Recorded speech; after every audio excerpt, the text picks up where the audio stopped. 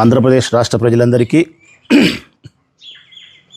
YSR Congress party హృదయపూర్వకంగా నమస్కరిస్తూ, మన భవిష్యత్ గురించి, భావితరాల మన పిల్లల భవిష్యత్తు గురించి ఆలోచించాల్సినటువంటి సమయం ఆసన్నమైంది. ప్రజలారా, ఈ రాష్ట్రంలో జరుగుతూ ఉండే అనేక రకాల అక్రమాలకు, అవినీతి వ్యవహారాలకు, చెబుతున్న అబద్ధాలకు, చేస్తున్న పనులకు పొంతన లేకుండా జరుగుతుండే వ్యవహారాన్ని ఈ రాష్ట్ర ప్రజలమైన మనందరం, మీరందరూ గమనించాల్సిన బాధ్యత ఉంది. గమనించకపోతే, కళ్ళు తెరవకపోతే, ఈ ప్రభుత్వం గురించి సరైన సమయంలో సరైన నిర్ణయం మీరు తీసుకోలేకపోతే తప్పనిసరిగా భావితరాల మన బిడ్డల భవిష్యత్తుకు పేదరికాన్ని మనం శాపంగా ఇస్తాం. ఇది మీరు రాసి పెట్టుకోవచ్చు.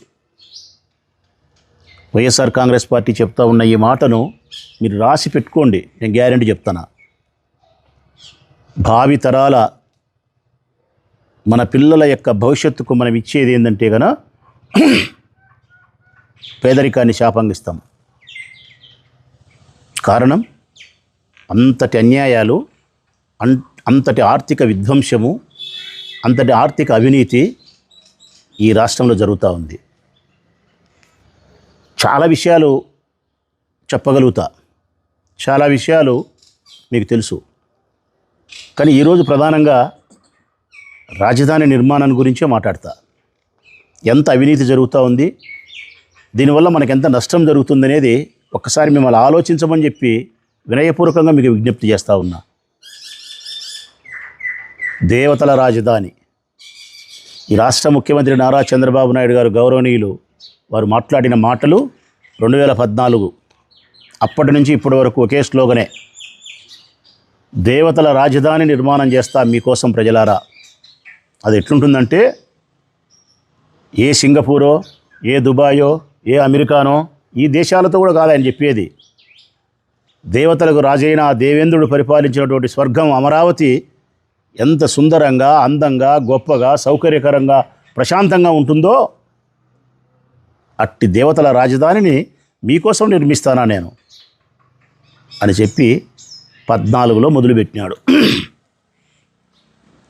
ఈ రాజధాని నిర్మించేదానికి 50,000 ఎకరాలు కావాలన్నాడు ఆనాడు 14లో 50,000 ఎకరాలు కావాలన్నాడు.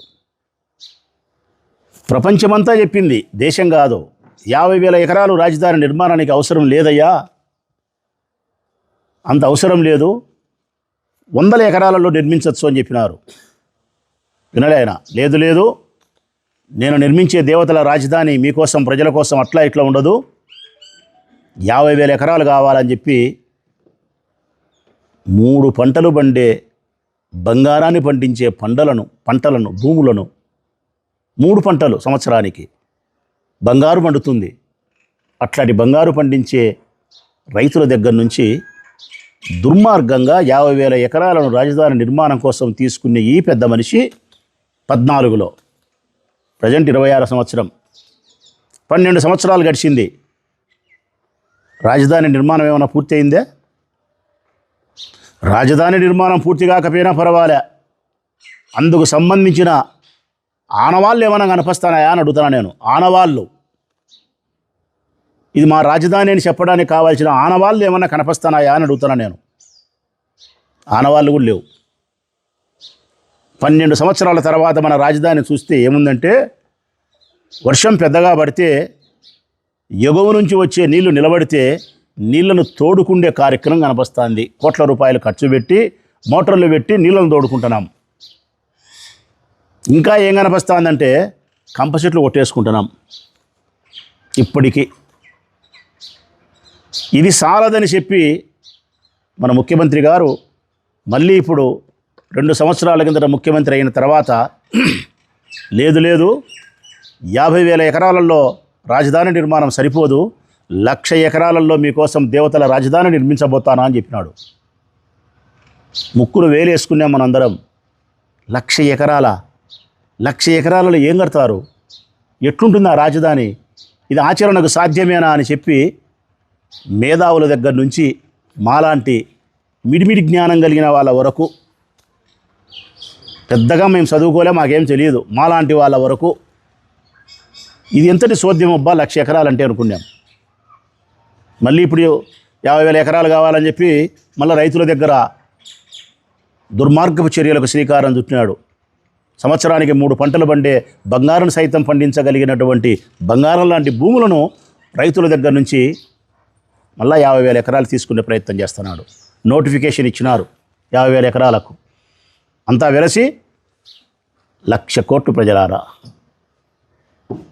1,00,000 ఎకరాలు, 1,00,000 ఎకరాలు. ఈ పెద్ద మనిషి చెప్పిన మాట ఏంటంటే, మన ముఖ్యమంత్రి గారు చెప్పిన మాట, ఒక్కొక్క ఎకరాను డెవలప్ చేయడానికి 2 కోట్ల రూపాయలు ఖర్చు అవుతుందని చెప్పినాడు. రోడ్లు, కాలువలు, విద్యుత్ దీపాలు తదితర మౌలికమైనటువంటి వసతులను ఏర్పాటు చేయడానికి ఒక్క ఎకరాకు 2 కోట్ల రూపాయలు ఖర్చు అవుతుందని చెప్పినాడు. మరి వారు చెప్పిన మాటల ప్రకారం ఎకరాకు 2 కోట్ల రూపాయలు అయితే రాజధాని నిర్మాణానికి కావలసిన 1,00,000 ఎకరాలకు 1,00,000 ఎకరాలు ఇంటూ 2 కోట్ల రూపాయలు ఈజ్ ఈక్వల్ 2,00,000 కోట్లు.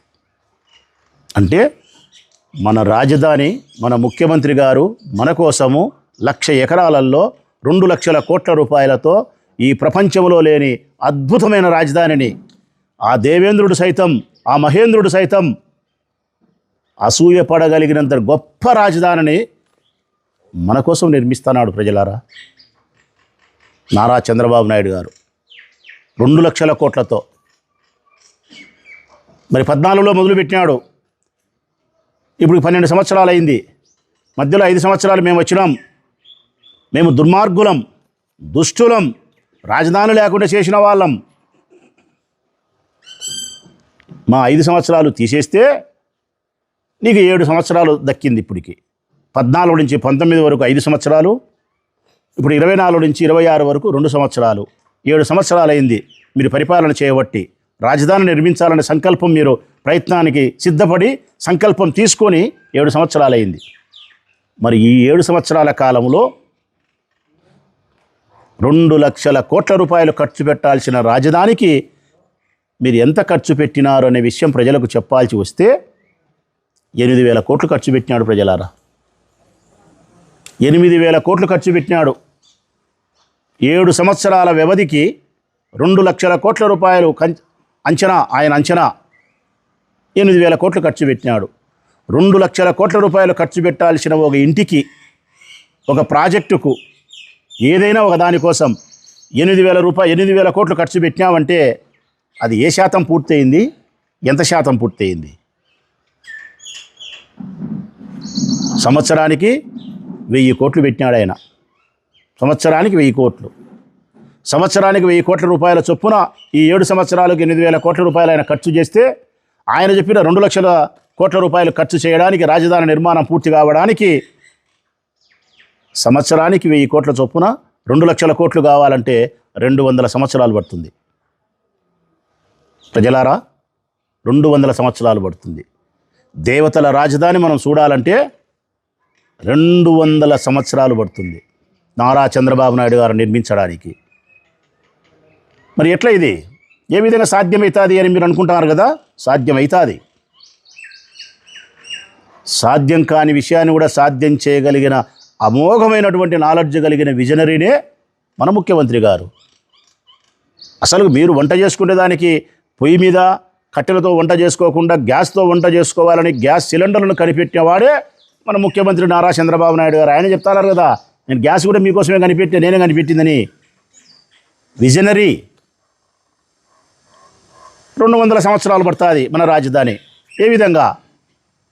100 సంవత్సరాలకు ఆయన మరణించి, నారా చంద్రబాబు నాయుడు గారు 100 సంవత్సరాలకు మరణించి మళ్ళీ మన కోసం అవతరిస్తాడు.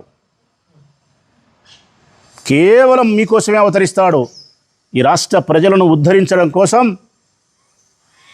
మీకోసం మళ్ళీ పుడతాడు. ఈ రాష్ట్రంలోనే పుడతాడు. మళ్ళీ ముఖ్యమంత్రి అవుతాడు. మళ్ళీ 100 సంవత్సరాలు బతుకుతాడు. రాజధాని నిర్మాణాన్ని పూర్తి చేస్తాడు. నేనుంటానా నువ్వు ఉంటానంటే మనం పాపులం, మనము పుట్టి ఉండం.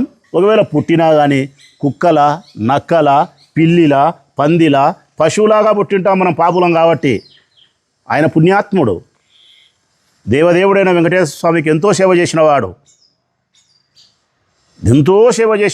లడ్డులో జంతువుల కొవ్వు కలిసిందని చెప్పిన అపారమైన జ్ఞాన సంపద కలిగిన వాడు. అందుకే ఆయనకు మళ్ళీ అద్భుతమైనటువంటి మానవ జీవితాన్ని ఆ దేవదేవుడు ప్రసాదిస్తాడు. మనం చూడకపోవచ్చు, కానీ మన భావితరాల పిల్లలు నారా చంద్రబాబు నాయుడు గారి నేతృత్వంలో 200 సంవత్సరాల తర్వాత మహేంద్రుడు అసూయపడగలిగినంతటి దేవతల రాజధానిని నిర్మిస్తాడంట.